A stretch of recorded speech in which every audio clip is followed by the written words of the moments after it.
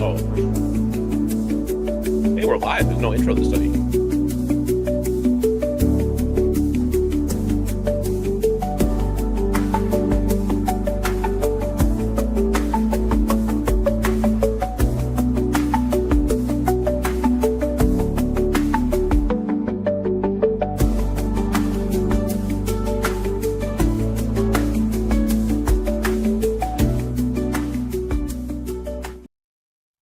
What is up, everybody? This is the Baller Lifestyle Podcast After Show, episode 56. This is the one we learn about college football. We rely on our guy SuperLee, but I think this one's going to be different. We're actually going to learn about some college football today. I'm pretty excited about that. From this millennia. Yeah, a little bit more recent edition. Yeah, for those of you following the Twitter, listening to last week, you know that we are going to have a special guest on. He's going to join us here in a few minutes. That special guest knows all things NCAA football in and out. He's a huge content creator in the world of NCAA Football 25, and he's going to get us very excited about College Football 26, which is going to drop here very shortly in the next month. So I'm very excited about that. But obviously, before we get into all of that stuff, the other voice you hear on this podcast of sorts is our guy SuperLee. SuperLee, how are you, my guy? I am very good. It is two of my favorite holidays today. Okay, do tell. I know of one. Yep, I know of one. National Donut Day? Yes. Did you celebrate, though? As a family, we did, yes. I don't eat donuts anymore because I'm trying to, be able to see my toes and other parts when I look down. That darn glucose monitor. I don't have that anymore, but it taught me some very important things. Uh-huh. And Brian wasn't wrong, by the way. You touch a soda with that thing, or you touch an alcoholic drink, and it skyrockets in a matter of seconds. Yeah. All right. So number one is National Donut Day. Okay. What's B? First Friday of every month. Yeah. Or every June. Excuse me. Every June. Uh-huh. And number two, it's our queen's Erica's birthday today. Ooh, Erica. And I'm kind of excited because now that she's 22, she's too old for telly. That's unfortunate. It's unfortunate. But happy birthday to the queen. We know she is probably celebrating today. She probably won't be on the podcast. She won't come into the chat and say hello. But we know that she'll listen afterwards, and she'll probably tweet, thank you to her two favorite co-hosts, and probably with an Eiffel Tower emoji in there as well. We don't know anything about that. I gotta ask, Ben. It's freaking me out. What is up with those eyes over your shoulder? What do you mean? What do you mean? That back there? That little guy? What is up with that? It's staring it down. Lee, I'm a claw machine savant. I know on Radski or whatever. No, like when I walk in, yeah, exactly. A little different. When I walk into an arcade and I see a claw machine, I instantly can just scan it and be like, nah, not even worth it. There's nothing in here you're gonna win, right? And it's not a skill thing. Like it's not like I'm somewhat better at dropping the claw. I just can look at the deck and be like, it's not worth us even spending any money. And so you're telling me all those years of construction work didn't pay off with great crane work? Well, I mean, listen, I gotta be a little humble, Lee. Be a little humble. I can line up, all right? But it is also a skill to look at it and be like, don't even spend any money. We're not going to get anything out of this machine, right? How much of that do you focus on the position of the claw and then up, like where the little grippers are, or is it like this, or is it like that?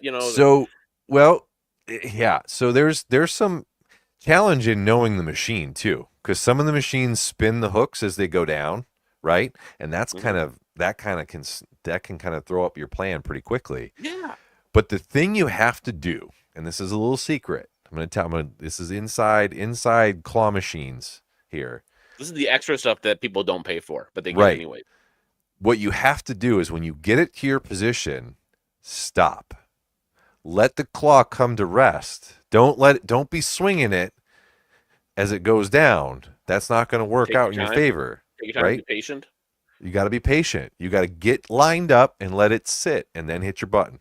And that's usually it's going to make your your numbers go up of success rate. But that thing it's a Batgirl doll. It's huge. It's like 3 feet It's tall. huge. It's It's like a huge. kid. It's huge. Yeah.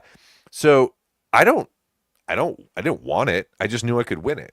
So I won it. Put $1 in the machine and there you go.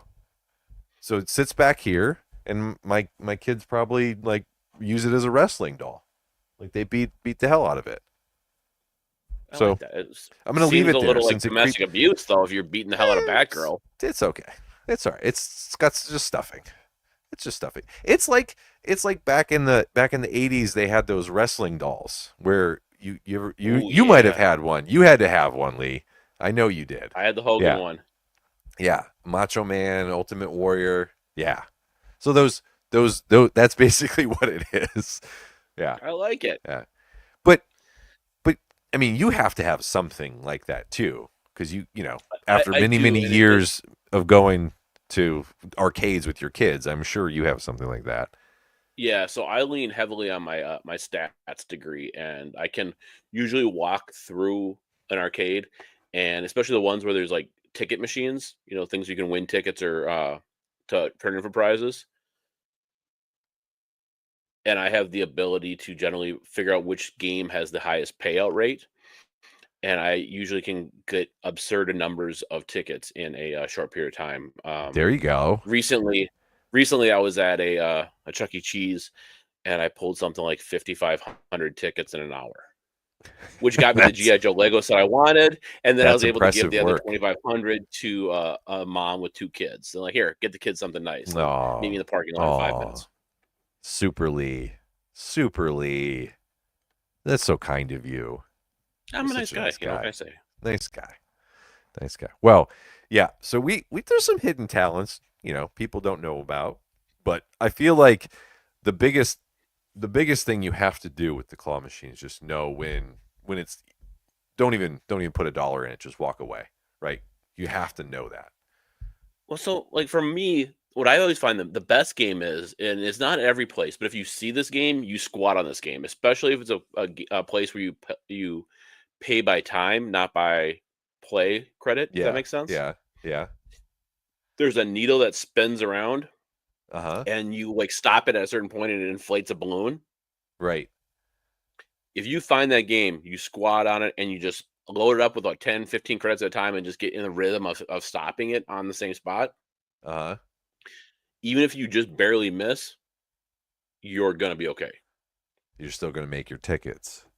You're gonna make tickets, and then you're gonna eventually keep inflating the balloon until it does pop. Oh, I see. Oh. Okay. So And when it pops, then you get the grand prize. So you're always progressing towards that, and then gotcha. So you don't walk away with it before it pops, basically. Oh, never walk away with it. And then when it pops, then you're like, and then everyone starts looking at you after it pops, but you gotta have square up and own that machine and keep putting more credits in it so that people don't get it in there. And then you're owning it. You're just sitting there, pop, and you can play, every 10 seconds you can play a round of it. So it's better pay. It's faster play. So if you're playing by time, especially, you're owning that thing. So you bring your kids with you though when you do this, right? I mean, most of the time, yes, most of the time. But as you can tell by this mustache, not all the time. No, shave that mustache before you go. No, it's gonna keep growing and growing, and it's gonna be eventually something magnificent, or it's going to be amazingly creepy. Our guy Prada in the chat here says generously, of course, or generally, as I drive an orange car. Yeah, that too. So Lee, one of the things they talked about on this week's podcast, they talked about nicknames. They talked about that boxer's nickname, the Body Snatcher. That's a great nickname. And I don't know if you've ever told the story about how you got your nickname as SuperLee. Well, there's a reason for that. Yeah. It came from me getting knocked on my ass and being projected through the air as my little body flew repeatedly. So you look like Superman. Just yes. And then me not really knowing how to tackle and diving in head first into people. Yeah. Also a problem. Like Superman as well, which leads to just it's like the least safe way to do things, but. Yeah, you gotta do what you gotta do, and they used to tell you put your helmet in their chest. So I would try doing that, and usually that led to me going, "Woo!" I can only imagine running into Lawrence Maroney or Marion the Barbarian. It never ended pretty. And the rare times you could get in front of them, it did not. No. No. Well, I appreciate you sharing your nickname, because my nickname is just literally my name, and Yeah. the 906 moniker is how people would give you your phone number where I'm from in the Upper Peninsula, Michigan. It's not 906, it's 906. So 906, putting it together, just kind of went with it. So not as fun and flavorful as yours is, though. I now have an image of SuperLeeing across the field as he gets it leveled. was never that far, but it felt like it was, hash to hash. Never that far. Okay. All right. Well, there were a few times when I would dive and then get hit sideways and do a little spin, but Yep. Well, Lee, we know that the boys also had a little bit of a snafu this week on the show between minute like 28 and 32. I like that you called them out about that in the Patreon chat, by the way. That was nice. Hey, I'm letting them know I really enjoyed the dead air for 4 minutes. It was the least offensive piece of work they've done in a long time. Yeah. The solo Ed was just marvelous. He you could tell he wanted no part of being by himself on the podcast. He was like, this week. I guess he's not here. Head down. And we got to stare at his head of hair for 4 minutes. Yeah. For a second there, I thought Ed to fill the time. No. For a second there, I thought Ed was actually like trying to text Brian, like, "Hey, what are you doing?" And then he just like blurts out, "Oh, I was on Twitter." like clearly just letting this go, not trying to fill it. But they're not live. They don't do it live like we do it. When this goes, if Lee drops off, because we know he does from time to time. Yeah, when Lee drops off. Yeah, we got to keep the show. Got to keep going. So we got to get Ed on in the next couple of weeks here and grill him a little bit about his solo editing. So, yeah, it's not easy doing a solo shows. We both have proven time and time again. It's tricky. Paredes got it right here. Yeah, just kind of dumbstruck, right? Yeah, absolutely silent for 4 minutes. It was great. The only thing that involved less effort than what Ed gave forth on that 4 minute period was the effort Brian put forth in editing the show afterwards. Yeah, it's a big zero, big zero mark. Dude, yeah. It takes. I mean, you edit ours occasionally when I say something a little too out there, and I have to imagine it takes about 30 seconds to snip out 4 minutes of dead air. Pretty much, yeah. That's about it. We'll talk to Jaden about his editing. I'm sure it takes a little longer on his end, but then our end. Speaking of which, yeah. How about me getting? Oh, hold on. Yeah. You know what? I'm a little pissed off about that still. Yeah. So the big news is that Ed, they just, after Ed and they went into the voicemail section, SuperLee, they just kind of talked over your voicemail this week. They did talk over my voicemail, and here I am trying to call in. I was going to call in, and I was talking about how you and I talk about stuff. Right. We talk about their show. We talk about their show all the time. We were just talking about their show. Yeah. Yeah. I mean, it's not like when Brian just quit the show for 4 minutes in the middle. It wasn't like that. No, I actually called in and added to their show. And then I'm here saying, hey, we have a big guest this week. Guy who's really cool, guy who produces lots of content, who has a lot of followers. And, you always hear Brian talk about, hey, I need a ton of followers. I need to get, 50,000 or I'm going to quit or whatever. Retire. And here we are trying to do things and bring more people into the fold.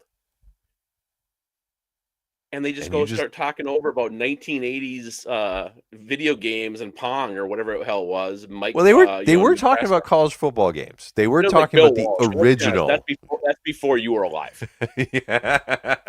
Not by much, but yes.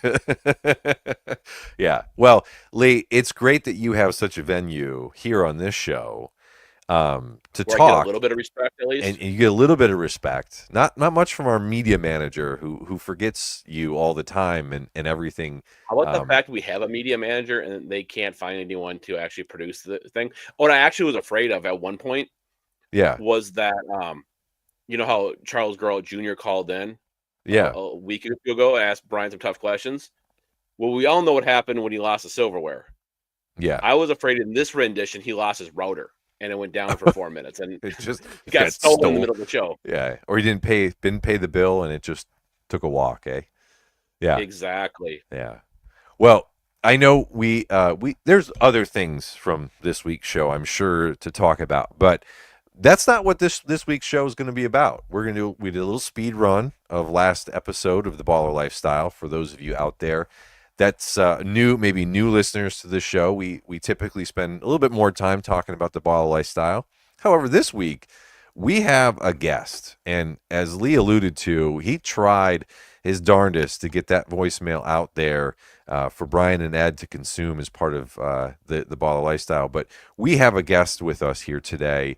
As I shared last week, we have Jaden. CallMeJaden is his handles. You see CallMeJaden _ in between those, one on Twitter. We have Twitch, CallMeJaden, and we have YouTube at CallMeJaden. So he keeps a pretty unilateral handle there. But Jaden, as I mentioned earlier, is a big-time content creator in the world of NCAA. He's come a long way. I know we'll get into his transition into and where he's at now and how his growth in his at least on YouTube, how he's grown over the last year has been pretty remarkable. But we want to get into just his history, what he did, how he got into it, what he's excited about, because now we have the second year of NCAA coming out after a 10-year hiatus, and there's big things on the horizon. So first, we just want to say welcome to Jaden. He's now on the show. We put him on stage. He's here with us, so welcome, Jaden. And I have another question for you, Jaden. This First, might be a dumb question, and this might show myself. What's Twitch? Lee, let him breathe for a second, buddy. That's funny. Listen, I was in the chair yesterday getting a haircut, and I'm talking to my barber, and I'm explaining to him like how I do YouTube content. I'm explaining Twitch to him, and he has no idea what I'm talking about. But well, this would be the perfect podcast. This would be the perfect podcast to tell him all about it. We're going to get into all of that. Yeah, but welcome, Jaden. Thank you. I really appreciate it. Really appreciate the invite, Ben and Lee. Yep. But Twitch is just like a streaming platform. So, you use pretty much YouTube to stream y'all show. Twitch is just the platform where you stream everything. That's all the platform is used for. It's the biggest streaming site out there. And it's pretty good. It's pretty cool. I actually do enjoy it. So how's your following? People beef? Well, you would like to think that your Twitch people are your YouTube people in a way, right? Like you hope that they're subscribed to you in both locations, right? Yeah. So I actually managed to grow my Twitch platform. Growing on Twitch is a lot more difficult than YouTube. So when you grow on Twitch, it's just no form of discovery. You got to force people to go to Twitch. Okay. So when you go live on Twitch, like not many people are going to come find you compared to YouTube. Like I could just post a YouTube video and random people will find it. So I would suggest people, hey, go check out my Twitch. I'm live streaming. So I'll just send people over there. It's a better platform for streaming than YouTube. So that's why I like to stream on Twitch. I used to have a girlfriend who had some Twitches, but that turned out to be Tourette's. So a little different scenario. Glad you survived it, Lee, and you're here with us today. But I didn't have it. She had it. It was kind of beneficial at times. Well, you know what I'm saying? So Jaden, just let's talk about your history. So I think you've been on YouTube, and I don't know your Twitch because I follow you through YouTube. I don't really go on the Twitch platform all that much, but I follow you on YouTube, so I kind of follow your trajectory is certainly after you started doing a lot of NCAA content. As I mentioned, 10 years without the game, there's been a lot changed, and I just want to know. So you started like a year ago, or had you been doing it for longer and kind of pivoted to NCAA when NCAA came out? Yeah, so I posted my first YouTube March 13th, 2024. That was a day after my birthday. But before that, probably about the month before that, I kind of started streaming on Twitch. I think my goal was to kind of be a streamer, and I quickly figured out that's not the method to like actually grow. So I had to pivot, and that pivot was to actually post content on YouTube and grow that platform. at that time I was doing 2K stuff. So NBA 2K24, NBA 2K24 at that point. 2K is probably my favorite video game. You know, I really like playing basketball. Yeah, with my friends. Which mode? Yeah, Rec. We love Rec and Pro-Am. So that's where you I make tried my playing in my career and it sucked. Yeah, I have played 0 my career games. All just smart move. All just online stuff. And I was growing a little bit, very slow motion, but I was getting better.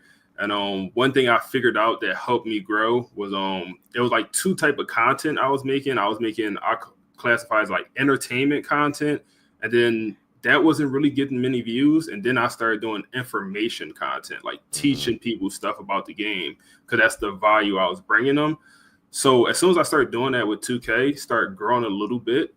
But the community is super toxic. 2K community is toxic. It's known for that. And it's so oversaturated. So when college football was coming out, I kind of knew that I wanted to pivot my channel to that. And I thought that would be kind of like a ticket to really like growing my channel, taking it to the next level. Like, for example, GTA 6 is going to come out in the next, 2 years whenever it really drops. For a lot of people, like, they're going to blow up their channel when that game come out, because it's brand new. I knew that opportunity was there with College Football 25 and, first game in 10 years. So I remember about a week before the game came out, I just posted a video on it. And that was like my best video up until that point. It got like a couple thousand views compared to like my 2K content wasn't doing all that well. At that point, I only had like 300 subscribers. So I was growing a little bit, but I had like 300 subscribers. And then once I posted that first NCAA video, college football video, I really never looked back. I just kept posting videos on the game. And I was doing all information content, like trying to teach people how to play the game, teach people this, that, and the third. And a couple of my videos just kept doing well, growing. People was really enjoying the content. And then once I kind of built the audience, I was able to pivot into entertainment content also. So, for example, like rebuilds, I would classify that as more entertainment content. And since my channel grew, I kind of had some type of audience. So some of those people will also watch the entertainment content. So like even when I go live stream, some people will go watch that, and that's pure entertainment.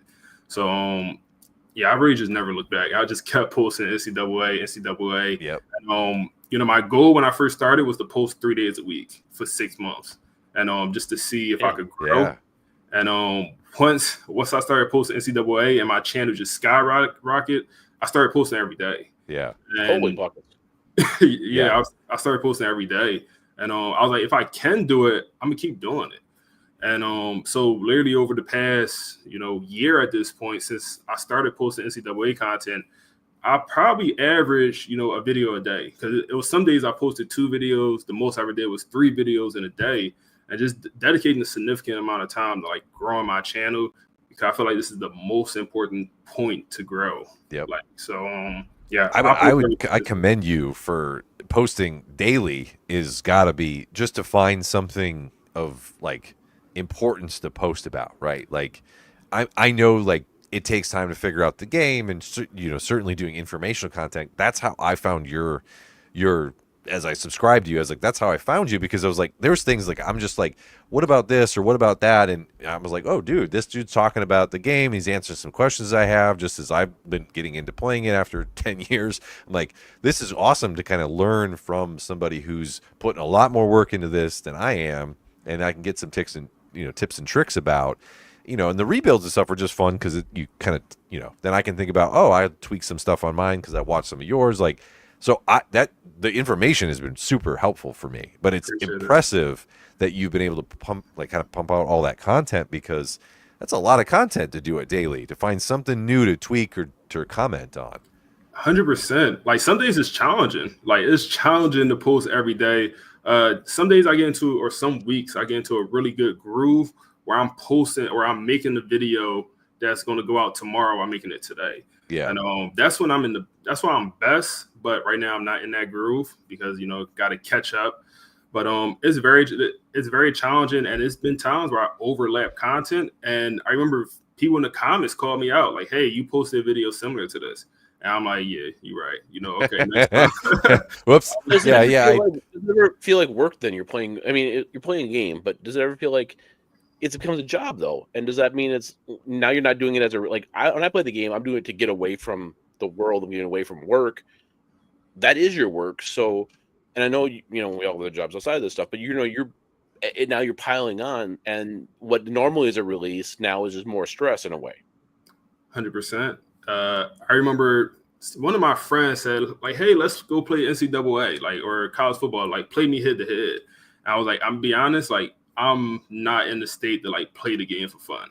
I almost associate that game with work sometimes. Yeah. But that's when I was posting, that's when I first started growing. I was posting literally as much as possible. Now I took back a little bit. I know I'm not putting as much time and content. For example, the video I recorded today, it took me 30 minutes start to finish to get that video recorded, edited, posted, thumbnail, everything. So it's not taking as much time. Now, some videos do take me 6 hours to record. Some of them rebuilds where we're doing, 6, 7, 10 years. So some of those videos is taking, 6 hours to record, then another hour to actually edit. So, but luckily, a video like today, just, come home from work, spend 30 minutes. I already have the idea of what I want to do in my head, come home, just execute it, knock it out, put it up. And, now I can just enjoy the rest of my day. So I almost see it. What you got, Lee? I was like, do you think there's a market or an audience for me? I replay if I started posting replays of my when I play Too Hot to Handle 3 from Netflix on and the video game version though that I downloaded from Netflix. Do you think that there's an audience to watch me do that? I really think maybe Love is Blind. Yeah. So we turned Lee on to Love is Blind on Netflix a few months ago, and then he got hooked on the Netflix video games, and he blames it on us. I have nothing to do with it. You gave me the crack. No. But so I do think, Lee, that would be entertaining. Not for this channel. You go find your other channel. You can do your Lee Too Hot for Handle channel. But yeah, Jaden, as you were saying, there's something for anybody on YouTube. There's something for everybody there. So yeah, definitely, your content, and I think it's what's hard is that there are several content creators, big content creators in the space of NCAA football. Not the Expert, Drew, Bordeaux, Bingle. There's some pretty big names, and their stuff is kind of more rebuild-esque, right? That's kind of their slant. They don't do a lot of informational stuff, but I'll hear every once in a while some of your videos kind of come out in their content of things that you might have posted about, or other informational content creators who may have stolen your idea. We'll get that Drew bitch. No, not Drew. Poodle. We'll talk about Poodle. We got to talk about Poodle, but my bad. But no, I mean, in terms of how your content is, you've kind of found your own niche, and I think that's important because obviously for content creators, that's what builds your base. So in basically a year, you went from a couple hundred subscribers to you just crested 10,000 is what I think I recall, right? Yeah, correct. So that's exciting because I think your content that you're pushing now, right, is bleeding into this launch for 2020 or 26, which everyone's really excited about because it's supposed to help fix some of the stuff that people really didn't like about 25. But prior to 25, did you play 14 in any of the revamps, or did you just really get into 25 when 25 dropped? Did you play 05 at all? Yeah. Our guy SuperLee was in 2005, so he's really a favorite. That's a favorite game of his. So honestly, I don't know if I ever played 14. Okay. I don't know. My older brother, I have an older brother. He went out his way to buy an Xbox and buy, NCAA 14. Yep. This was probably in maybe 2017, 2018. And I didn't understand it at the time because growing up, college football just wasn't that big of a deal to me. From Philadelphia, it was all just professional sports. That's what it is. It's all professional sports. Eagles, Phillies, Sixers, Flyers, just everything professional wise. So he went out the way to by the game. I remember him playing it. Oh, that looked interesting, but never actually. I don't know if I ever touched like the actual sticks of the video game. So when College Football 25 came out, I knew I was going to be super invested. Knew I was going to play the game, whether I was creating content or not. Yeah. I knew I wanted to be involved with it. 100%. That's kind of neat. Think about getting an Xbox and going back and buying 05 and starting like a rebuild of that and posting that kind of content. I would even go as far as like 2K8, some of the super old 2Ks, even like college hoops. I think it's like college hoops, a super old one is on Xbox I could get. I thought about content like that. Not the experts Drew. I believe he posts some old college hoops content. And so I was thinking about stuff like that. Yeah, a few of the creators over March Madness kind of got into like it has to burn you out. And I appreciate you saying like you kind of turn into work and it's not so much fun anymore, because like as I think about it, it's got to burn you out. Like playing kind of a game like this for a year straight, just not change. There's no big change to the game at some point in time. There's nothing new being added. It's got to be a grind to kind of keep consistent. So you see that with like some of these other big channels that they'll pivot and they'll go to like March Madness for a while just because like they have to get away from this game. Yeah. So and for me it's like I really do enjoy the game. Like once we're done here, I'm gonna go hop on live stream on Twitch, and I'm gonna go play my live stream series where I'm rebuilding Auburn, and I'm gonna go play that for a couple hours.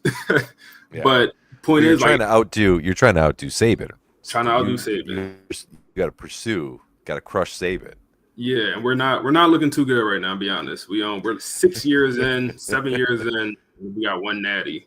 So we're not looking too good. So how are you doing this rebuild? I mean, I've been watching a little bit here and there, but I know that this rebuild's a little different than typical rebuilds that you do. What's your typical rebuild, and how is this one different? Yeah, so I would say like my typical rebuilds, almost like my Temple series that I posted all throughout the year. Probably like the first 8 months that the game came out, where I'm playing every single game, start to finish. I'm doing recruiting, I'm doing everything, talking through everything with the audience, and it's episodes. So every episode is a game compared to like these live stream series that I'm doing now. I'm trying to get through the season. I don't want to say as fast as possible, but we got to get through 15 to 17 years, while I'm live streaming. So I'm rushing. I'm not playing every game. I'm only hopping in a few games, the big time games, the playoffs. I will hop in, but I'm mostly doing simulating and almost like a GM, almost like the GM of the team, where I'm recruiting the players. And, I want them to go out there and, really, show the results in simulation, and it's not working. Yeah, depending upon sim. 15 or 17 years. Which is that? Does it stop you after 17 years? No. I think Nick Saban was at Alabama for 17 years. So that's gotcha. So that's why. Yeah. And he won. Yeah. So that was our own goal. Yep. It's the whole outdo Saban piece, right? That's what it's built around. So picking Auburn makes sense because Alabama, Auburn, that makes a lot of sense. So and we Bo Jackson fan. No, he doesn't even know who Bo Jackson is. Come on. I know who Bo Jackson is. But we made the black Nick Saban at Auburn. We call him Nico Babin is Nico Babin. There you go. Coach name. So yeah. There you go. Well, I'm excited to see how you finish out. So you mentioned a little bit that you play friends head up, maybe 1v1. Do you do a lot online gaming at all, or do you kind of steer clear of that in terms of player versus player stuff? Yeah, so like traditionally I'm a super online guy, like super competitive. I can never play single player games traditionally, like Elden Ring, like just any single player game I cannot play. Dynasty is the only exception to that rule. So for college football, mostly offline. I had an online Dynasty, but I was a little bit inconsistent playing games because one, it almost felt like work when I was on the game. So I kind of struggled with that. We did do a live stream series probably about a month ago at this point, where I was just playing the Road to the College Football Playoffs online game mode. And I was live streaming that, then posted it on YouTube. It was entertaining, but it wasn't It wasn't. Yeah. For this game. I don't think that NCAA carries the same weight as like Madden does, where there's like the Madden, brackets and all like those online players, like $1 million. Like NCAA doesn't have that same following. Yeah, not yet. Not yet. Yeah, that's very true. Are there any games you play then for fun? Just you say like, hey, this is Jaden offline, or you could be Jaden online but not recorded, and you like maybe you play a little GTA on the Netflix games. I don't know. Yeah, so after I recorded my video today, I hopped on MLB. Big MLB guy. Also, played some JUCO baseball. So I'm super involved in just baseball. So Nice. I hopped on MLB, hopped on Dynasty, and started doing some grinding. Some new content dropped today, and then also I'll play 2K. 2K is like I said, my favorite game to play with my friends, but I only play it when my friends are on. And then also I'll do some Call of Duty when it first drops. Also, I used to be a big Apex guy, Rainbow Six Siege. Are y'all familiar with Rainbow Six Siege at all? Yes. I haven't played it. Yeah. I know it exists. I've read the book. Tom Clancy, favorite author. Yeah. So I actually, that's how I technically started my YouTube career. If you want to say, back in 2016, so 10 years ago, pretty much when the game kind of was fresh. I was in high school at this point. I actually decided to start a mini YouTube channel where it was super raw content. It wasn't very good, but I was posting some videos, grew to like 80 subscribers throughout maybe a couple months. Okay. But then I went to college and so that's it. It's Chris Breda has a question for you, by the way, about that.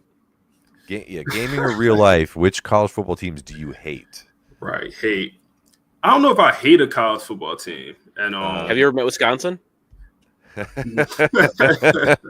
As a Michigan guy, I from Michigan, not that I play, not that I root for the Wolverines or anything, but I don't like Ohio. I just can't do it. Like, you don't like Ohio State. You just can't. You can't root for them. Yeah. Sorry, can't do it. I think for me, Penn State. I know in-state team, but it's just I'm Temple. Yep, Temple through and through. Yeah. Oh, there it is. He's showing. It comes back. All roads lead to the governor's victory bell. There, I don't know what that means. Lee will have to explain that, but all roads lead back to Minnesota. That's for sure. That's cool. So I would say it's good to hate Penn State. It's good to hate them. I can appreciate that. Yeah. There are some teams in NCAA that I feel like are purposefully frustrating, though. Like, I don't know what it is. Like, there's every once in a while there's just that team, and Liberty is that team for me. Like, in the dynasties that I'll have, where I'm like, kind of a Sun Belt team, or even like a MAC team, and you kind of cross pollinate. You'll play this team or that team, but like Liberty, or like Coastal Carolina, always are frustrating. Always are frustrating. What's that, Lee? North Texas, UNT, yeah, UNT, yeah. I don't know why they're just frustrating teams. Yeah, my team is I'll say Kansas State. Yeah, frustrating. Avery Johnson. Yeah. Every year they just better in the game than I think they should be. But Avery Johnson in Kansas State. So you've probably played, I don't know how many hours, 1,500 hours of NCAA football, 2,000 hours of NCAA football, right? Around 1,500. That's like a 0.8 of your, like 0.7 FTE like job. Like, you have a whole part-time job outside of your job that you do playing 100%. This game. So you put a lot of time in. Is there any, with 25, are there any consistent themes that you've encountered that you're like, yeah, I hear all the time, like, Kansas State is always good. It just becomes good. There's no reason for it, but it's good. It always is good. Is there other themes that you've noticed in the game that you're like, yeah, EA's got to fix this? Yeah. I think blocking logic is something EA always struggle with, back to Madden, run blocking, pass blocking. We're doing the live stream series last night, and just some awful blocking. cost us a playoff game. We lost to whoever we was playing, and left tackle just don't block anyone. It's no other assignment, 4-man rush, just doesn't block anyone, and we get strip sacked, and they take it back to the crib for a touchdown. And also other situations where I feel like the blocking, it's a combo block, and instead of going to the second level, they go straight to the third level, or when it should be a combo block, they're double teaming, and it should be a combo. They should be, looking to get off and, actually block someone else. So some frustrating stuff like that. Whereas, I think the gameplay is very good though, but that one aspect is blocking. And every year they say they improve it. you gotta at least get it so your left guard hits the outside linebacker and doesn't just blow by him to go up to the free safety that's 15 yards away. Like, fix that. That please just do that, or make it so the left tackle doesn't just Olay block 3 to 4 times a drive. Like, that would be nice too. Exactly. So depends. I'm a defense guy. I like the blocking sucking. That's kind of a nice reminder of how it makes it too easy, Lee. Come on. Tomato. I like it. Yeah. So go ahead, Jaden. Didn't mean to cut you off. Yeah, I just feel like if that happens, it should be because of maybe low awareness, or maybe you got a bad head coach, or new head coach, and the players don't always know the plays fully, something like that, where they just don't know their assignments. But that's not the case. It's just you would love to think the logic though. You would have like some sort of indicator on that player that like they're confused or something that's then leading that to be like, oh, okay, my left tackle is going to definitely mess up this next play because they're cold, or they're confused or something, right? Like, I feel like the stadium pulse that they added was a major difference in 2014. I mean, just cataclysmically different than what it was in the 14 game. But even that, it sometimes doesn't feel like it's really working in the way it should rattle the team. 100%. Like, if I'm Little Temple, having a bad year, I'm going to play Penn State. The stadium pulse shouldn't be the same if, Ohio State was coming to play, Penn State. And in the video game, they're identical. So there's some little flaws like that I hope we see like just improvements on. I hope they change it where they say Sky Uma instead of Ski Uma for the Minnesota games. I don't know how often you play Minnesota. You should probably start scheduling them in your rebuilds. Okay. I moved to the Big Ten, so we was beating up on Minnesota. No, you weren't. Oh, Lee. No, you weren't. Now with Temple, you weren't. So Jaden, you play on Heisman, right? Yeah, playing Heisman. You're not scared. I'm scared. I'm like, listen, All-American's good enough for me. Like, I don't play it enough. I'm at that point now where I'm probably going to move up to Heisman just before the next game drops, just because like I've got that itch to like I've played it enough that I feel I want that bad. So when you play on Heisman, I mean, do you just jump right into Heisman, or do you kind of give yourself a little bit of a when you first got the games, you build up to that, or do you just go right to it because that's where every other content creator's at? Yeah, no, just hop right into Heisman. Heisman. Beast. I appreciate that. Yeah. What kind of defense you're on? 4-3, 3-5, 3-3-5. I'm a 4-3 guy, man. I'm a 4-3 guy, but I like to run 3-3-5 now. I believe that gets a little bit more pressure, more sacks and simulation. So I've been running at 3-3-5, especially when you got the fast defensive ends. There's no point to have any run stopping guys. It's all about sacks, in my opinion. Yep. The running is such terrible. Like the computer never has good running. After like the first year in Dynasty, there's never a good running back. And it's a shame because we got guys like Genty putting up 2,000 yards, and you have consistent running backs with under 1,000. So in simulation. Yeah, when the best running back wins, like year 5 of rebuild with like 800 yards running, you're like, this is not what are we doing here, EA? Fix that, Because SuperLee's he's a Big Ten guy through and through, so he just pounds the rock. He runs left, runs right, runs middle, runs left, runs right. I'm notorious for not throwing the ball at all. Really? I bring it back to the 1940s. I'll just be like, I do the same thing with my kids' football team. It's like, you know what? We got 4 plays. We're going to use 3 of them for the most part, and they're going to be 3 running plays. And occasionally, when they put everyone in the box, then we're going to throw it once. But we're going to just run up the middle and be patient as can be and take 3 yards of pop and just own the court. It's Army, basically. Yeah, that would Army be super frustrating. That'd be super frustrating to play against online. Yeah, that'd be frustrating. It pisses people off. I could imagine. I'm a super pass guy. I'm a super pass guy, man. I like explosive plays. I'm trying to score. So, I'm probably like 80-20. Yeah, that's kind of what the game is built for, though. Big plays, right? Like that's what EA wants you to do. Yeah. Lee's like, can I waste a whole quarter on my first drive? Yes, I can. Yeah, go ahead. Make it a full possession game, and you better score on both yours. Yep. So Jaden, we hinted a little bit was we talked about some of the other creators in the space of video game creators, and we shared with you that we had a guy on a few weeks ago who was in the space of fighting games, Loose Streets. He does a lot on Street Fighter and Mortal Kombat, and that's kind of but similarly he had some thoughts of like there's differences between the fan bases of certain creators. They'll go to bat for you when you're asleep and not playing. They go to bat for you. But we talked a little bit about there are some big creators out there kind of doing the rebuilds, but there's other creators that are doing the education stuff.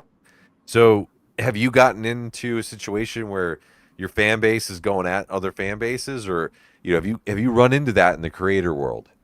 Yeah, definitely. So, and I ran into it the other way around also, where like Drew, Drew, not the expert. Yep. Yeah, not the expert.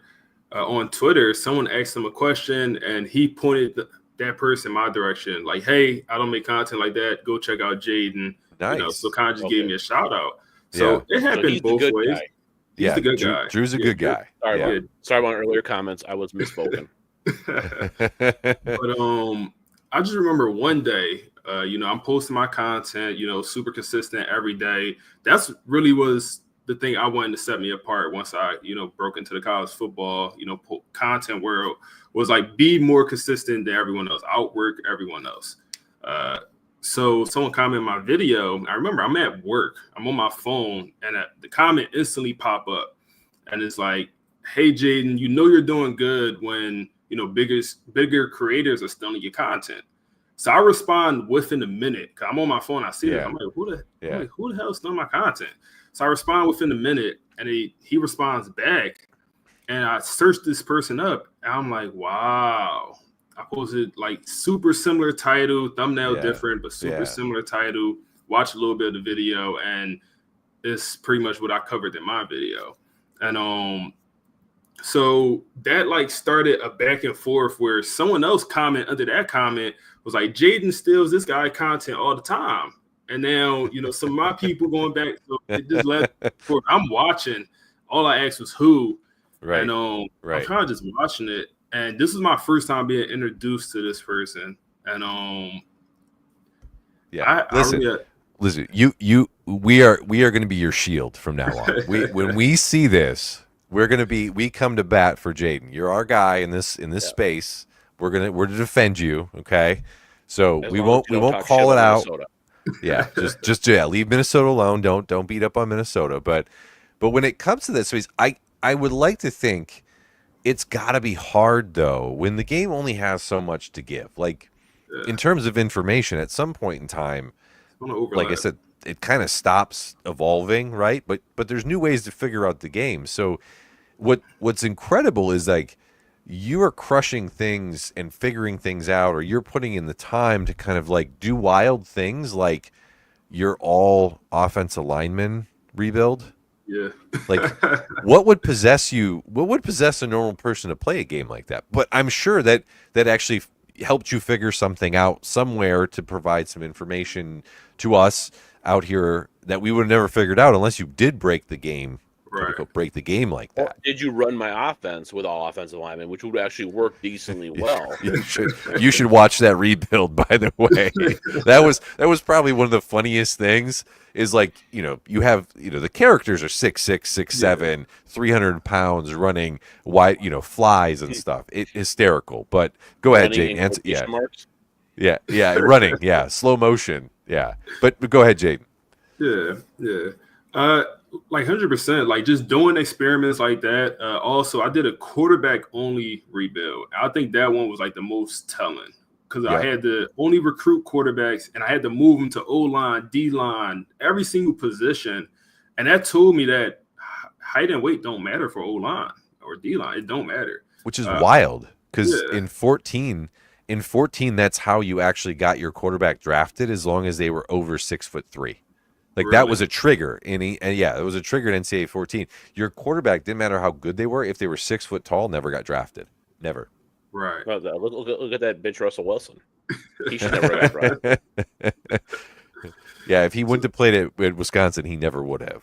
Let's be honest. His NC State career, not so good. One of those many reasons he's a bitch. Yeah. That and his use of AI.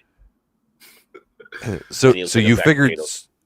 So you figured out things in those rebuilds to then bring in. So like clearly there's timestamps on these videos. Like you're posting something ahead of some other creator. Like there's a timestamp that you're the one who figured it out. You're the one with the information. So there shouldn't really be questions of who stole what content from what person, right? Yeah, and I get it. Like I think at first I was a little bit frustrated because I'm like, damn, this person got damn near 30,000 more subscribers than me, and still in my content, no credit. And I remember it's another content creator. His name is Max Plays, and me and him have a solid relationship. I used some of his content because I thought it was so dope. I gave him 100% credit. Gave everyone his username. He came in the comments, "Hey, I appreciate you. Giving me credit, this, that, and the third." And that's how I did it when, I wanted to, share someone else's content a little bit. But they just pretty much stole it. But at the same time, it's like my video already did well. It wasn't going to pretty much do any more views. And a lot of what YouTube is stealing content. Like that's a lot of what YouTube is. It is. Yep. We should start doing that, Ben. We should start stealing. Yeah. We're gonna figure out who to steal what from. But sure. I hear good things about this Mariah Carey gal. We should steal some of her content. Well, neither of us look like her, so it's gonna be a bit rough on us being able to steal that content. Valid point. Yeah, I mean, it really is though. Like, a couple of my friends trying to start YouTube channels. Like, some of my subscribers reached out to me, like, help with their content. And I don't tell them to steal anyone's content, but the first thing is, like, you have to figure out what's doing well, and whatever is doing well, you have to figure out your version of that. So, his version of that was, reposting or remaking my video, which is fine. I'm gonna take this to heart when I start my Too Hot to Handle 3 live stream channel. Yeah, and it's only going to be done when you're flying, though. So, like, that's also going to be part of the shtick is you're going to be doing this on an airplane around other people. So, really, to be very, very unique. Those sex scenes at all. all. Yeah, exactly. So Jaden, what is his name, by the way? Because we've been dancing around it. You're not saying what this asshole's name is, and I know that you want to be careful. But I can say these things, and you don't have to agree with my terminology of this person. But I want to make sure people know who they should not support. I mean, I really don't have no issues with no one. Yeah. In the community. I said his name earlier. So if you're interested, go back earlier. You might catch it. But we don't want to have to put Jaden to name names on this one. But I did it earlier, so just go back about 40 minutes and you'll hear it. Lou's out here trying to start a beef with his guy as well. That wasn't really a bad guy. Yeah. I think some of the subscribers really think it's like beef because like some of his people like consistently at one point came to my comments like talking shit, and then people would comment on my video talking about at least you don't take 2 minutes 3 minutes to get into your content, and you trying to sell this. Amen. I try to take pride in like getting into the content. Don't bore us. Get to the chorus. Let's go. Come on. Your stream? What'd you say? Come again? What do you sell in your stream? Me? Yeah, Or he doesn't. I have an ebook, but I don't push it. Like some people, really? Well, push it here. Tell us all about it. Yeah. Well, the new one will come out when College Football 26 come out.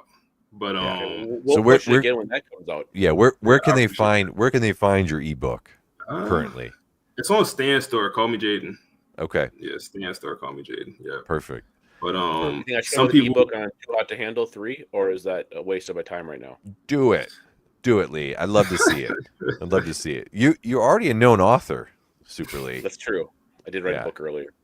Yeah, through AI. Through AI. Okay. Yeah. Plagiarism. It's not plagiarism. You put the prompt in there and it writes it for you. It's ChatGPT. Right. I paid a good, healthy $25 to have written that book. Yeah. So Jaden, you mentioned 26 is coming out soon. We're on the precipice. There's so much new content coming out. I know content creators were invited to go to EA recently to just this past week ago, whatever it was. They just went down and played the game for a while. So EA's getting some content out there. You're hearing some things. So I guess from what you know, and don't overshare if you don't feel like you can overshare, but just from what you know, what should we be excited about thinking where 26 is going to separate from 25? Because Lee asked me offline, he texted me, he's like, I don't even know why I would buy 26 at this point. What's why I wouldn't buy the Xbox Series X because I was the guy who was playing 2005 on my first generation Xbox still. And I was like, and when this game came out, I wouldn't have bought a whole Xbox Series X and the game. And that's all I played for 9 months until I branched out and got 2K25. And I hated the my career mode, but I like the eras mode. I'm building a super team in the 90s right now. That's cool. See what would have happened if Jordan, Dan Marley, and Shaq all teamed up. Unstoppable. That's unstoppable. Yeah, is Thunder Dan. He's the glue that keeps them together. The glue guy. Need that. Yeah, you need that. Plus, I don't know when the last time you were in Phoenix, he has an amazing restaurant with pretty good wings. Really? I was actually planning on going to Phoenix next week. But check out Marley. There's a couple of them. There's one right next to the where the Suns play. Okay. Yeah. So what is separating? Why would we buy 26? What get us excited about 26 for what you know and what you feel like you can share? Yeah. I think a lot of quality of life stuff will be improved. And I don't know if that's something to get super excited about as if you're a cash stuff. Kind of what I explained earlier with the O-line situation, you guys expect better run blocking, little small mechanics like that. Also navigating the menus. Expect that to be a little bit cleaner. Some stuff that just didn't make sense recruiting wise when it comes to players not transferring out. You could bring in five-star quarterbacks in the current game, and they would never transfer out. Yep. If their deal breakers wasn't. But in real life, you can't bring in 2 4-star quarterbacks to one team. They're not going to stand. Too much ego. Yeah. So quality of life stuff when it also comes to the transfer portal, more intense transfer portal, and even maybe even a setting to change the transfer portal. To make it more intense, or you put a limit, a cap on it. So Love that. So that would be super interesting. Also, we've seen archetypes will look different. Archetypes was super flawed this current year. For example, you got 3 type of quarterbacks: the scrambler, the improviser, the field general. And the scrambler might be the most fun to use in gameplay, but they don't develop the best. Yeah. Or hybrid safety is probably the biggest issue in the game. Hybrid safety have probably the best attributes for a safety you want to look for, but they just don't develop it, and EA ended up never fixing it. So some stuff like that where it just leads you to never recruit hybrid safeties because they will never develop to get to a high overall. So there was actually a 4th quarterback called the strong arm, but you never found one to recruit. You would just accidentally get one somehow through transferring positions and stuff, and you'd get this strong arm quarterback, and you're like, but there's no attributes. You don't know anything about the person. Yep. So I don't know what was up with that. Yeah, so that was actually a glitch. That's not supposed to be in the game. They would never develop, and that's why you couldn't see their attributes. So like same thing with the outside linebackers, speed rushers, same exact thing. They would never develop. You got the slot wide receiver, another one that would never develop. You know, some quality of life stuff like that we could expect to be improved. Other than that, deep dives. We gotta wait for the deep dives to really sell us on why we should buy this game. Presentation should be tremendously better. But other than that, we gotta wait for the deep dives to really sell us. Do you think there'll be less? So one thing I thought was just really weird when I was playing it was all the extracurriculars, or plays over and players just start shoving other players. And I'm like, if they did that in a game, the first time it'd be a 15-yard penalty. It's on every other play. Like, they got to like dial that back a little bit. I know it's fun to see, but it tends to like get old in a hurry. Yeah, and some of them was like going way too far, like literally hitting the guy in the head, the helmet, and you know, at least have a ref come in to break it up or something. Right. You know, throw that Wisconsin player out of the game. Absolutely. Yeah. Right. Yeah. So like I remember, I don't know if I played like 03, 04, 05. I mean, I started when the game 05 really. For those, by the way. Yeah, I have to see if I can find. I don't think it exists, but I know I had it. Like I know I did. Larry Fitzgerald's on the cover, I believe. Yeah, then I for sure had it for his Pitt career. Absolutely. So what was interesting is I thought back, like every one of those iterations, they got better markedly. Like you could go game to game, and that was what was incentivizing you to buy it. When you never really knew what was going to be in the game until you bought the game to figure it out. But like generation after generation just got better. Like the graphics got better, the game changed, and obviously the players were never the real players, but they were the real players. So like that was one of the reasons why you bought the game. Now it feels like the way that they have 25, you don't really need to buy the new. It feels like, why would you be buying the new game unless there's something that they're doing that they can't just patch into 25, right? So I'm dying to see kind of what the deep dive puts out, because it feels kind of like there's still so much left of 25 to figure out and do, and like, why would I buy 26? I don't know. I mean, I will, but that's just kind of my. You think they're gonna bring back the ability? It was back in those olden games. You could have the ability to import your draft classes into Madden. You still do that, yeah. I would say I don't think that'll be in the game. No, that'd be hard with the NIL thing and paying the players. Yeah, but it'd be awesome at the same point. At the same time, it would be amazing. I don't think it'll be in the game, just because the NIL portion. Maybe once all the NIL guys, if you advance 5 years and there's no more NIL guys in your league, maybe some of those guys, some of those draft classes you could put in Madden. That's the only way I see it happening. Yeah, they got to write the agreements different. Where you're when you're paying for this, you're also paying for if you appear in the Madden or in Madden. Because I think it would, it would be a nice addition. I don't think people are gonna be like, you know what, you got to pay me an extra $50 or whatever. They're gonna be just cool to be in Madden. Yeah, 100%. It should be in the game. Like a lot of people, and then they can send the royalty checks to us three. Ideas first. You heard it here first, right? Yeah. Date stamp that thing. It is the 6th of June at 9:03 Central Time. So do you play Madden at all, Jaden, or you steer clear of Madden? I have 34 minutes played on Madden. I checked it recently. 34 minutes. Yeah. 34 minutes more than I did. Yes, I don't have Madden. I knew I was never going to play it. So, but I just the gameplay is just so much different. Like I don't find it fun. I don't find it enjoyable. I don't like it. I don't like the look of it. So I just don't even bother with it anymore. Yeah, and it's a shame for me because I used to be such a big Madden player. Yeah. Like during college, that was my thing. Like Madden was the game I played. I played in leagues. I played for money, tournaments. Like it was my best video game by far, and I won money off the game legit. But I just fell off. Like once I graduated college, got busy, and just stopped playing, stopped taking that serious. So kind of fell off. Do you think it's because you prefer the capitalistic nature of college football to the communist nature of NFL football? I would say I prefer the NFL overall. Like honestly, really, yeah. Still, that's very un-American of you, Jaden. that's still his northeastern, like that's his upbringing. I know. Sticking in there, like time.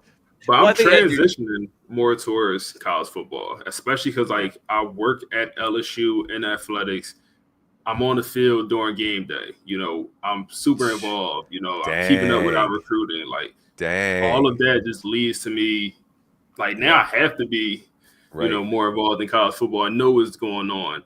So, and I'm so far from Philly. I'm so far away from my hometown teams that it's not the same. So I'm definitely transitioning more into college football. College baseball also is super big here at LSU. So that leads to me like keeping up with it like I never did before.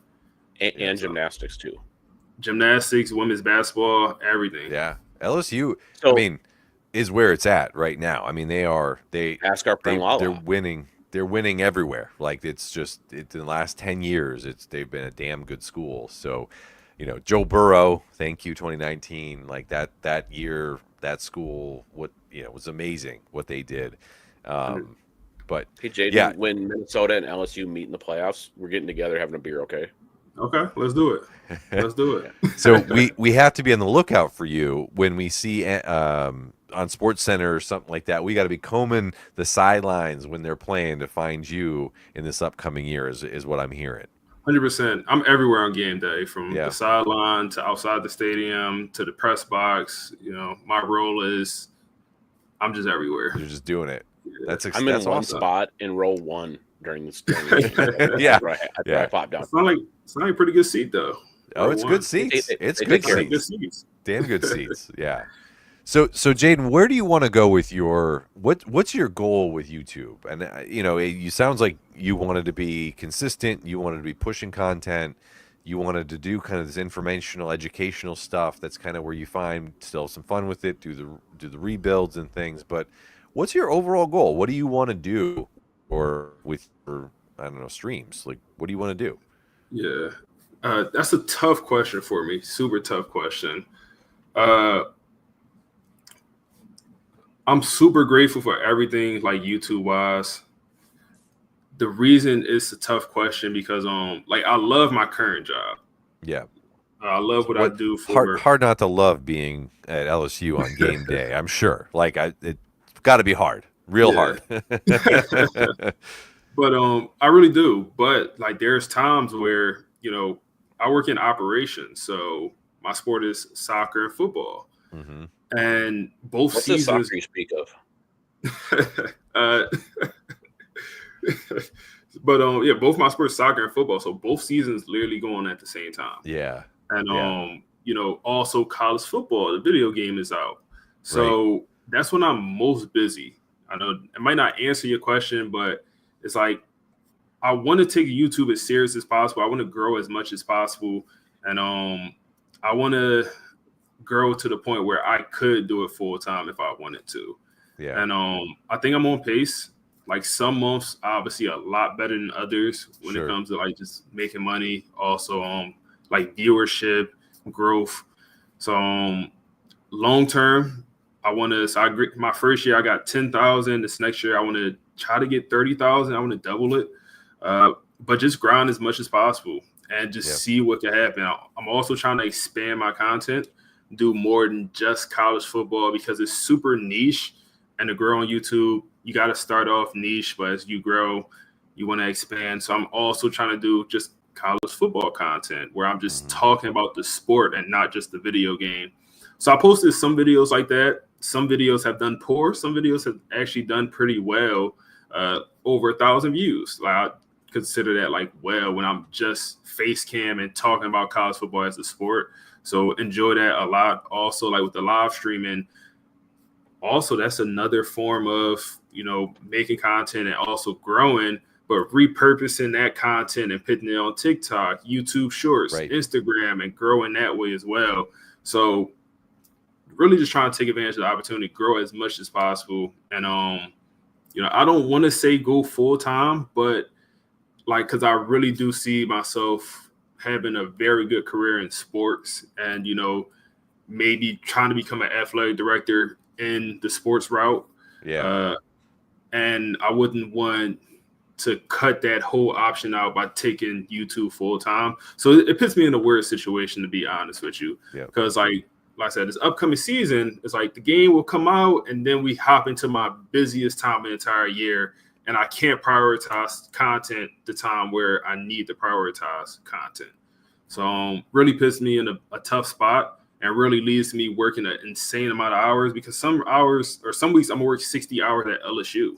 And then, what do that leave for, YouTube, life, man, Twitch, my family, so really pissed me in a tough spot. Families are overrated. Just cut that off. You just cut that arm off. You're good to go. Yeah.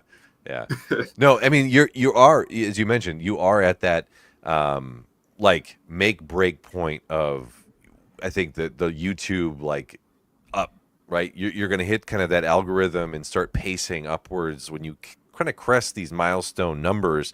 That's when you kind of see these content creators start to really push into that echelon. So I can only imagine that pressure will kind of start to put a little bit more on you when it's like, dude, you start really kicking into that next gear and you're like, well, what do I do? What do I put all my chips, in at this point and go all content creator?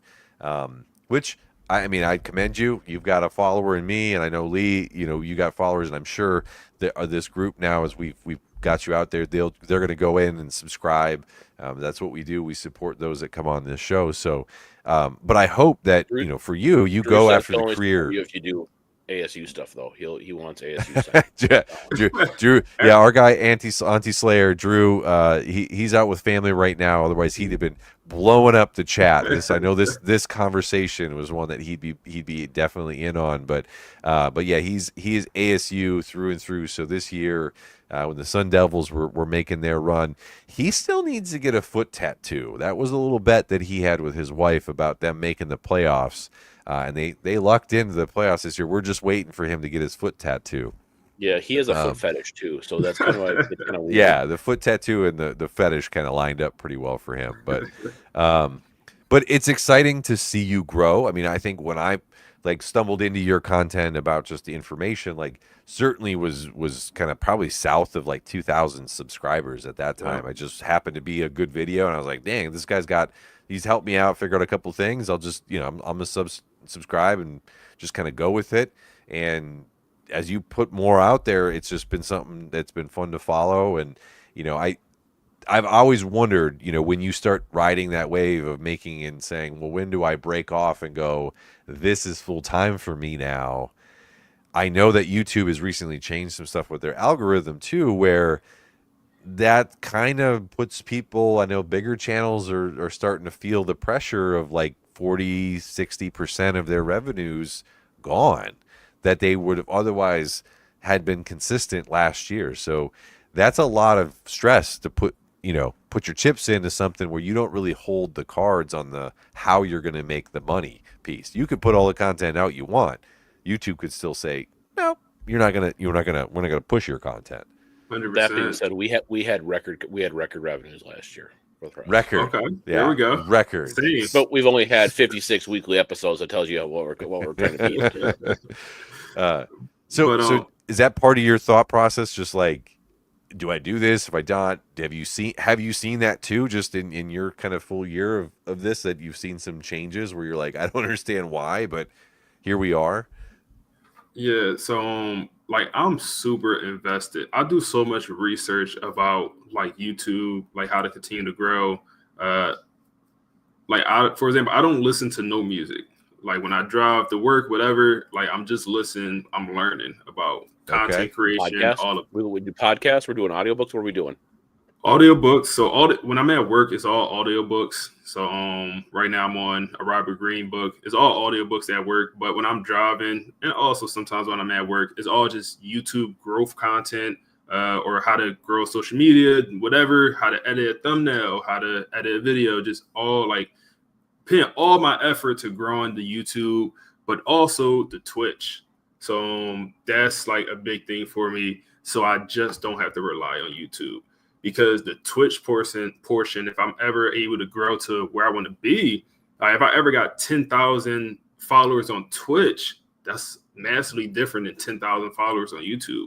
Really? Subscribers on YouTube. Yeah. Okay. So or subscribers on YouTube really don't mean nothing. It's a big milestone hitting 10,000, but that don't. 1,000.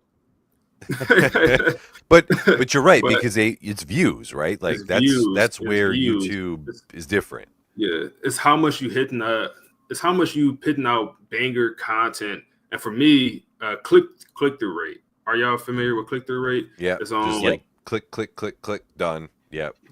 So my friend Allie Ray has a very high banger rate. Oh, Lee. So click through rate, meaning people are just jumping through your video, not watching it. So that's something different. Click through rate is when you open your YouTube app or your website, and it's all the videos on the screen. Yeah. 20 videos, whatever video you decide to actually click on, that click through rate goes up. Whatever video you don't click on, that click through rate goes down. Okay. So good click through rate. They should click on ours first, and you're second, is what you're saying. Got it. So it is literally just something you see, you click on it, and go into the video. That's a rate that you're monitoring. Yeah, but the reason I bring that up, because my click through rates for a lot of my videos phenomenal compared to other industries or other content. Like mine's is around, if some good videos got to 20, and that's very good. 20%, that's very good. The average is like 6. They call 6 good. Okay. Actually, 4 is like around the average. Okay. And my bad videos usually do like around 6.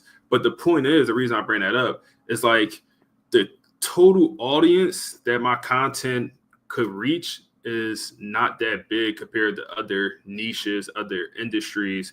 So when I have a 15 click-through rate, yes, a lot of people click my video, but the pool of people is not that big. Right. It's not a million. It's not a million. It's 15,000. It's just a different scale. Got it. Exactly.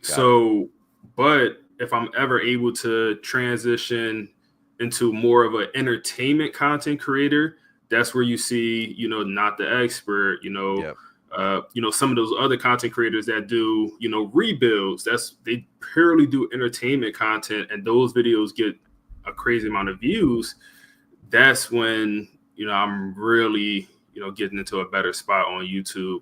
But so yeah, also trying to just focus on growing the Twitch, because that's very important to. So what's the difference with Twitch then? Is it your follower count is what gets you paid?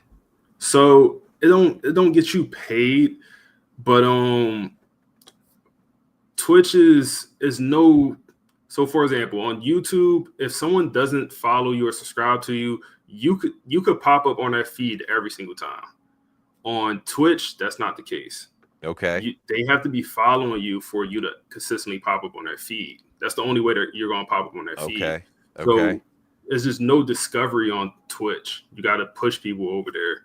So for that reason, like when you have 10,000 followers on Twitch, it's a lot more impactful, because that's actually, okay, I'm going to open Twitch.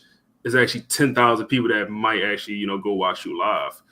The reason I like Twitch overall, like just live streaming, is because it's so easy. Like, I'm just playing the game. I'm talking, talking with the, the subscribers, everyone that comes through, answering questions, whatever. Compared to a YouTube video, you got to think of the idea. You got to think of the thumbnail. You got to record it. You got to re-record it because you messed up. Then you got to edit it.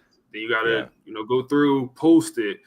And, so the whole process of making a YouTube video is a lot at times, compared to when you go live.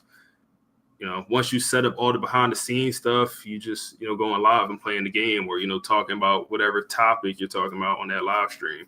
So that's why I never understood that about Twitch. It just feels like there's some, I don't know, streamers on Twitch where it's like they just are there for 8 hours of the day, and it's basically them just like talking about and acting as part of their day.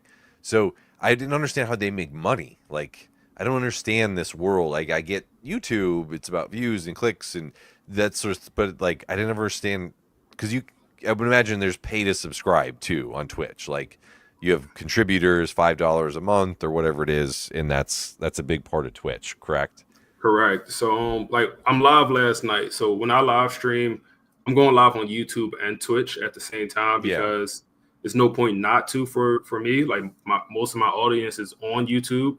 So I'll average more viewers on YouTube when I'm live, but Twitch is catching up now. So like last night might have been the first night where I almost averaged more on Twitch. Gotcha. But the point is, like, the reason I do stream on Twitch, like the main reason is because more people are more willing to give money to donate or subscribe is really the proper word. Sure. So for example, last night someone gifted 20 subs. So what does that mean? A subscription costs $6, and you get to watch ad free. So yeah, 20 subs was pretty much $100 he gifted, and but we're giving you nothing, by the way, for today. Just so you know. No, 100%. That's fine. But I'll give you a beer when Minnesota and LSU play. Okay, I'll take that. That's fair. That's more than Ben's going to pay you. That's for sure. So yeah. So that's kind of surprise. I mean, you're building your community. Like the community kind of takes care of the community in a way, and they're taking care of you. So it's kind of a neat.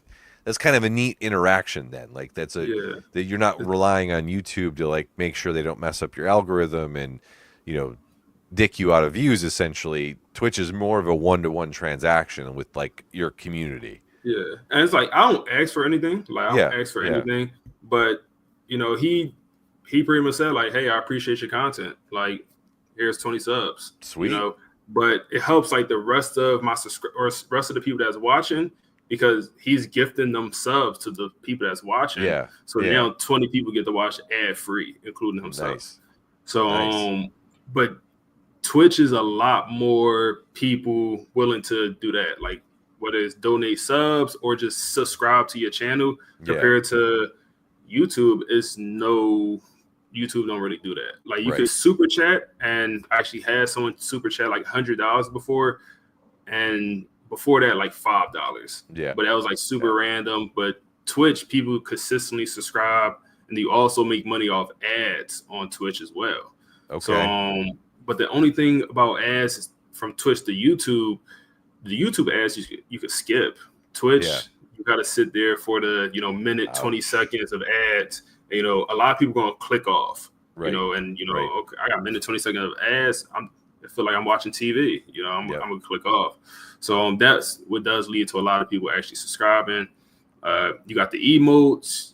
This is a lot. It's a whole community over there, and I'm learning it. But it's vastly different. It sounds very, very different. Something we're going to stay very, very clear from, because that's way too much for me. I just can't Talk even to me about this super chat thing. What's that? Where can we get in on that? That seems interesting. Yeah. Because there are people who want to give me money to shut the hell up. I wonder if that's we could also do that too. We could also do that. That's part of this. But we do have a few comments here in the chat. Here I see Anti-Slayer Drew. So it sucks. YouTube is penalizing channels more than ever. I'll pull it up here for diversifying content. However, I believe if people come to your channel for you can make it work on here.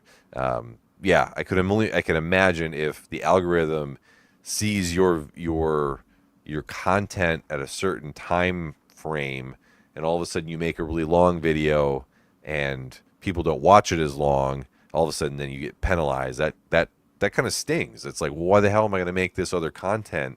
And is that why people make like a second channel, so like a Jaden 2 channel where you could put out long form videos or short form videos? I mean, is that part of the reasoning? Yeah, so like even I made 2 separate channels. And I don't post on them because it's tough for me to post on the second channel when I'm already dedicating. I'm dedicating so much time to this one, and it's like posting on the second one just feels like, I'd rather post on my main. But 100%. Like so the way YouTube kind of works is when you post a video, they push it to your subscribers or your audience. Whether it's the people that subscribe or not, but the people that consistently watch your videos. And if it's a vastly different video than you usually post and they don't click it, that's telling YouTube it's not a good video. Even though it could be, it's telling YouTube it's not a good video because your first initial people that usually click it didn't click this one. So now they're less likely to push it to more people. So wild. So are you ever tempted to Kevin Durant it and then just kind of jump in with a burner account and then say, tell everyone how great you are and start sharing it? click. Yeah. That's a lot of burner accounts needed there. Yeah. Hey, you want to work hard at one thing, or you want to do it another way? Yeah. Drew made another comment here. He says also rewards watch time manipulation anytime for working around that without sacrificing your content ethically. I mean, I know from our content, it helps when people watch the whole video, right? Like it helps catch it in the algorithm. So like we maybe some of us maybe just like make sure it runs overnight, our podcast, like just so that it just runs, that you get a runtime number up. You just kind of do that, right? But possibly when you're posting every day, that's not on your radar. Your radar is building your subscriber base so they watch it and they push the watch time. But I would like to think that your content carries why people watch your stuff, and I think that's probably why you're as successful as you are, that you're not having to do any goofy manipulation there for YouTube. But I'm sure there are people who do. I'm sure there's people who pay to people to watch their stuff, so that pushes their content. Yeah, it's YouTube is so interesting. Like people that make YouTube or people that run YouTube really don't even know how that platform really works. Yeah, being honest. Yeah. Like one thing I noticed, like when I live stream on YouTube, it hurts the video I post that day. I'm sure. Yep. And like I seen it directly. Like, you could see per hour how many views you get. And as soon as I go live on YouTube, my views for that video would drop. And it makes sense because now I got, the live stream and then also, the chant or the video. So maybe more people clicking the live stream instead of clicking the video. They can't watch both if they want to watch me. So maybe that's part of it. But every single time, like my video tanks. So it's like part of it is like, damn, I don't want to go live on YouTube because I know it's going to hurt my video. Yeah. But every video I post, I spend a lot of time just looking at the analytics and trying to figure out why this video did good or bad. Why did this, why did they stop watching at this point? Oh, because I gave them the value. I gave them, exactly what they was looking for in the video. I gave that to them in the first minute, so they didn't have to watch the rest. You know, and that might sound bad, but as a content creator, that's why some people will delay, and now we get the midway. We give you what you was actually clicking the video to look for. Yeah. But as a content creator, it's like you get paid the longer they watch your video. The video is deemed better the more watch time you get. So that's what sucks. That's what sucks, because there are some content creators where it's like, okay, a 45-minute video about, baking a pie. Like, no, just give me the recipe. Let's get to but that's very much just milking the clock there for a couple dollars. Yeah, I was watching the video yesterday, and I'm watching this video of this guy. He's the topic is how to grow your personal brand. And he got ads on this video, normal, nothing wrong with that. You skip the ads, but then he got his, sponsors. And I'm fine with one sponsor. This man had like 2 to 3 sponsors in one video. I'm like, come on, man, got to be like a limit on this. Yeah. The amount of sponsors you can put in one video. Probably had more ads than the actual content too. Yeah, we'll get sponsored by different places too, like Spartan Shampoo or, Jocko Gold Brands or Collars and Company, Tony's Diner in Dinkytown, Minnesota. Things like that. That come through for us. I haven't seen a dollar from any of these sponsorships yet. So, like, somebody here's not being truthful. They haven't paid us yet, but that's what it is. We're waiting for the check to come in. Got it. We have a high. Our business manager is not doing a good job working down that accounts receivable. Yeah. Well, I did get a shipment of shampoo though, but you didn't need it. No, that's gone. There's no hope. Yeah, Lee, come on. I was using it on my mustache. Don't look what happened.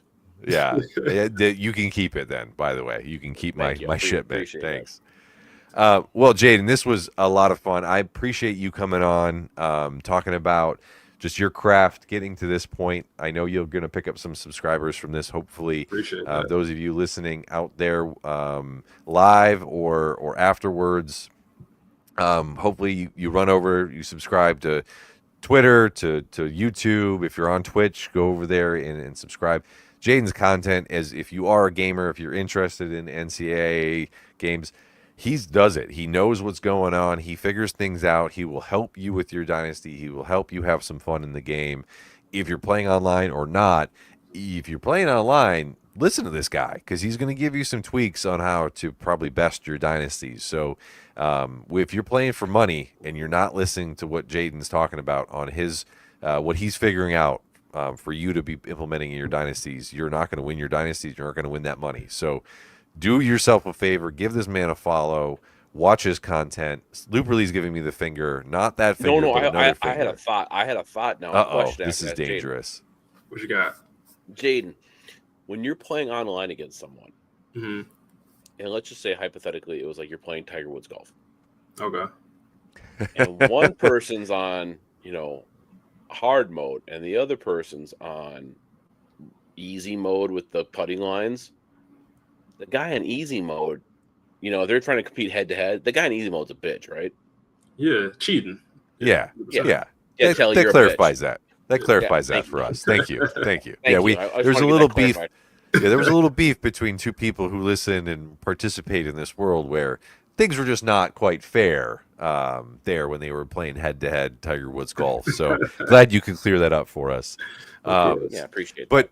But really, Jaden, anytime you want to come back on, we'd love to have you back on to talk about 26 when it fully drops and you get yourself immersed into that world. We know that's going to be especially if it's during soccer and football season for you. Yes, I was just going to say we know that's going to be a busy time for you, so I know your time is valuable, and you probably won't have much time for us until you get out of that national title winning season next year. So we look forward to talking to you maybe around February of next year when you have your life back. But really, honestly, a lot of fun having you on the show. We very much appreciate you coming on and spending some time with us to talk about your craft. And we hope and wish LSU all the best. And when you and Lee do meet for that beer this year. Finish this year. I hope you guys number 2 finish. Yeah, exactly. But thank you very much for coming on the show. SuperLee, any other thoughts for our guy Jaden?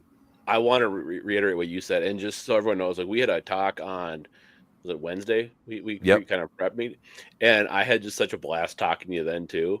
You're just a really cool guy, and some appreciate people that. are their persona. You're not. You're just awesome, and appreciate that.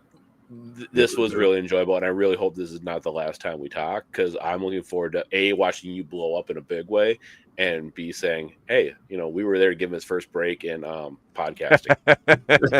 Yeah. So selfishly, I told Jaden that I wish we would have been the reason we pushed him over the 10,000. Like he would have bet 9,999, and we got him that one sub to push over. But he got in there earlier this week to the 10,000 mark. It must have been my voicemail then. Could have been. It was the voicemail. Yeah. But hey, thank you, Jaden, for coming on. Happy to have you, and really best of luck when this drops. Hopefully, you find some time to get some sleep, and enjoy the new game before it becomes work. Yeah, 100%. Listen, I really appreciate y'all. It was an honor. It was an honor to come on this podcast. When the game come out, I am grinding so hard. So I already took off the week. The week the game come out, I took out the week for break. That's my vacation. Awesome. And just dedicating to creating content. But I appreciate both of you guys, man. I definitely want to come back on the show. It could be during the soccer season. It's weeks where soccer and football are gone. I don't travel. So it's weeks like that. Yeah. Yep. Well, we will stay in content. Yeah, we'll stay in contact for sure on those weeks. But to that end, we are going to be wrapping up the show here, episode 56. We did learn a lot about college football, and I honestly think there's probably more we could discuss with Jaden about college football, and I'm hoping we can get another chance to do that in the short term here. But to all the listeners that were out there listening today, we already got you. There we go. Prayed us, subscribed. We love all of our listeners jumping in here with us on Friday nights, knowing that it's your Friday night. You're giving up to listen to us. We very much appreciate that. And we appreciate all of you who listen after the fact to all of the content. When it works for you, hey, that's fine too. But Lee, what do we say to the people that never listen? They can fuck right off. We don't give a fuck about them because they don't care about us and they don't know about us. So they can fuck right off. So don't feel bad about that one. They don't know it. We don't know them. They're never going to know about it. Nope. Absolutely not. We hope they become listeners. When they become listeners, then it doesn't matter anymore. So then they're no longer told to fuck off. Right. So we're going to shut down tonight's stream. We will see you guys all here next week. We don't really know what we're doing yet next week. We may be talking about the accountant too. We really don't know what we've been doing for the last year. And we're living by the seat of our pants. But maybe the accountant 2 review next week. We'll see. Jaden, have you seen the accountant 2 yet? I have not. How about Van Wilder? Have you seen Van Wilder? That was basically after SuperLee. That was his life, Van Wilder. But we're going to shut it down. Thank you all. We will see you same time, same place, right here next week, next Friday, 9 p.m. Eastern, with another episode of the Baller Style Podcast After Show. On that note, we are going to shut it down.